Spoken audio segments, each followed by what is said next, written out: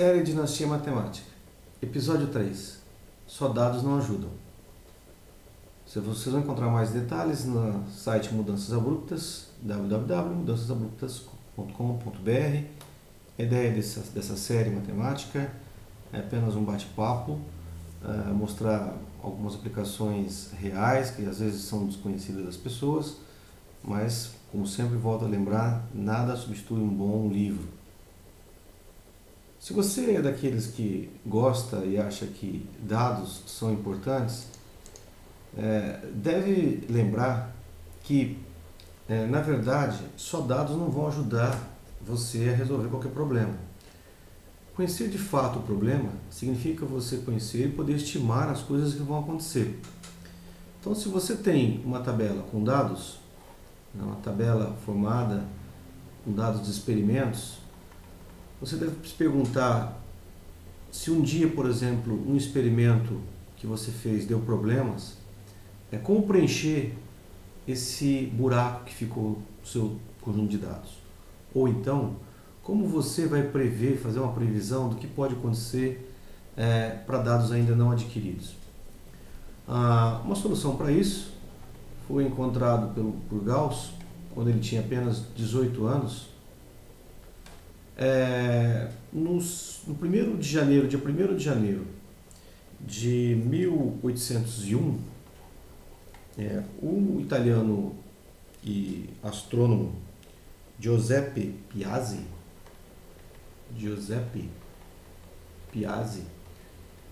descobriu, olhou para o Sol e viu lá no Sol um planeta pequeno fazendo uma órbita em torno dele. Muitos astrônomos supunham que era um cometa, mas Giuseppe disse que não, que aquilo ali na verdade poderia ser um planeta, e que teria uma órbita previamente determinada, né, se soubessem fazer os cálculos. Como ele é um planeta muito pequeno, era um planeta que passava, ou um cometa que passava muito próximo do Sol, Gauss se interessou, 18 anos, no flor da idade, gênio do jeito que era, se interessou pelo problema. Giuseppe deu o nome para ele de Ceres, de planeta Ceres. Foi ridicularizado, todo mundo dizia que isso não existia, mas Gauss comprou a causa. E o que Gauss montou e Gauss criou foi, na verdade, uma coisa chamada método dos mínimos quadrados. O que significa o método dos mínimos quadrados? Significa você tentar estimar uma curva ou tentar estimar uma trajetória com base em alguns dados. Isso é muito interessante porque você não precisa conhecer dados o tempo todo. Você precisa conhecer uma tendência dos dados, saber com que função se pode ajustar os dados e aí então identificar os parâmetros desse dado. Então, na verdade, o que o método dos mínimos quadrados faz é identificar parâmetros. E a outra fase é identificar, quando você já tem parâmetros, variáveis. São vertentes que a gente todo dia utiliza e não tem ideia de como isso é utilizado. No caso de séries, na verdade o que o método dos mínimos quadrados faz o princípio fundamental do método dos mínimos quadrados é a soma das diferenças, é tentar minimizar a soma das diferenças, que seria o quê? Se você pegar lá o seu dado real, menos uma estimativa que você tem, então, por exemplo, no primeiro dia de experimento você pegou o seu primeiro dado x1, depois no segundo fez a diferença com o que você achava que tinha que dar e elevou ao quadrado. Somou com o segundo dia, fez o experimento de novo, pegou esse dado e retirou do que você achava que tinha que dar. E assim por diante, você vai somando.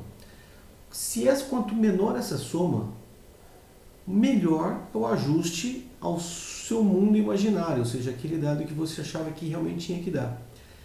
Esse é o princípio do método dos mínimos quadrados. Em termos de gráfico, se eu dispor aqui, por exemplo, no meu eixo XY, pontos, fizer um gráfico colocando os pontos no meu experimento, e eu acho que esses gráficos, que esses pontos têm uma característica de uma reta, o método dos quadrados me ajuda a achar qual a melhor reta que passa o mais próximo possível de todos os pontos ao mesmo tempo. Essa reta é chamada reta de mínimos quadrados. É uma reta que ajuda você a fazer projeção para o futuro.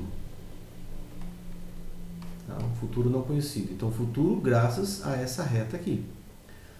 A ideia, então, do que o Newton fez, que o Gauss fez, foi exatamente elaborar esse método e dizer para os astrônomos aonde eles deveriam apontar com aquele conjunto de pequenos dados que eles tinham para reencontrar Ceres, o planeta Ceres, algum tempo depois. E realmente eles encontraram.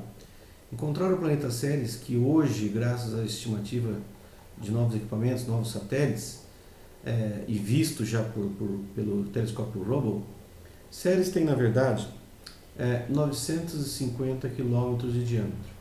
Ele fica no cinturão de asteroides, é um planeta muito pequeno, conhecido como planeta anão, e com alguns desconhecimentos através de fotos, algumas coisas ainda estranhas e não definidas foram encontradas como pontos brancos, pontos pretos.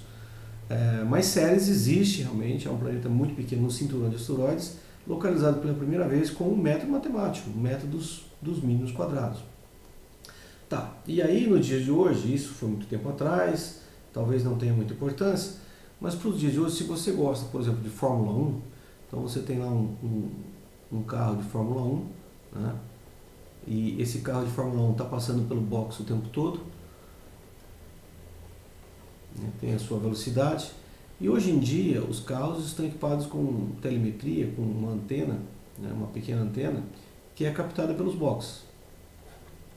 O box capta a cada vez que o carro passa, né? O carro passa pelos boxes, monta-se então um conjunto de dados, então você vai ter uma tabela de dados milésimo de segundo por milésimo de segundos, e você acha que os engenheiros automotivos de uma grande escuderia estariam guardando esses dados apenas para ter arquivado e rever depois? Não, eles tentam fazer uma projeção de gasolina, uma projeção de óleo, projeção de freios, quanto que vai usar, quanto que o piloto vai enfrentar pela frente. Mesmo nos dias de hoje, quem está ajudando a Fórmula 1 é uma coisa conhecida como método dos mínimos quadrados. Ou seja, desde o século XIX, desde os anos 1800, que esse método existe. Uma outra aplicação mais prática que todo mundo usa sem se perceber é você pegar a planilha de dados Excel, né, e clicar com o botão da direita e pedir para ajustar linha de tendência.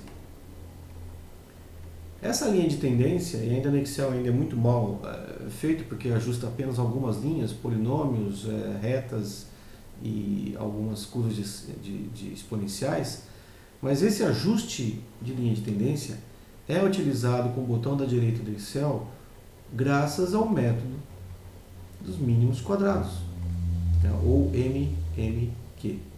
Então, o MMQ é utilizado largamente nos dias de hoje em telecomunicações para estimativas de sinais, é utilizado em filtragem, por exemplo, se você tem um conjunto de dados ruidosos e você quer filtrar esses dados, então você tem dados que têm uma certa tendência, dados de boias oceanográficas, dados de satélites, e você precisa filtrar esses dados.